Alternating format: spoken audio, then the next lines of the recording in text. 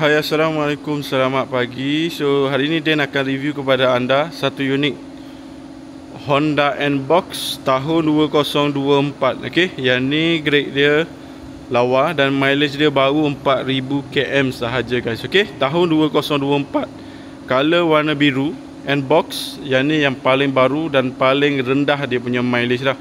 So kalau you guys yang berminat nak cari N-Box dengan mileage yang rendah, condition yang tip-top, korang boleh contact Din. Okay, yang ni baru je sampai, stok ni baru sampai dekat showroom. So yang mana kata berminat, boleh contact Din.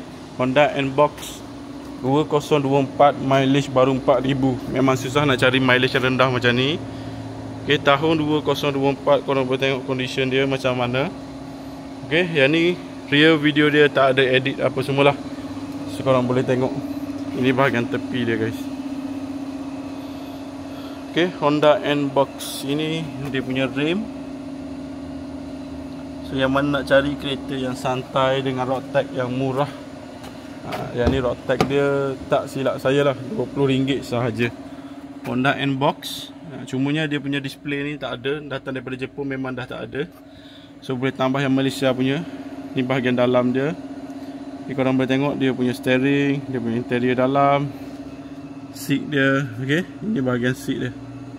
So korang boleh tengok dia punya seat condition macam mana, okey tak okey. Okay, so yang mana kata berminat nak cari Honda N-Box, kereta yang santai untuk family, untuk hantar anak sekolah ataupun untuk kereta-kereta weekend, okay, boleh contact Din, boleh datang ke showroom. Yang ni mileage tak sampai 50,000. Mana korang nak cari kereta yang dapat mileage rendah macam ni guys. Okay, boleh datang buat appointment, datang showroom, boleh view dan test drive. Okay, Assalamualaikum, bye bye.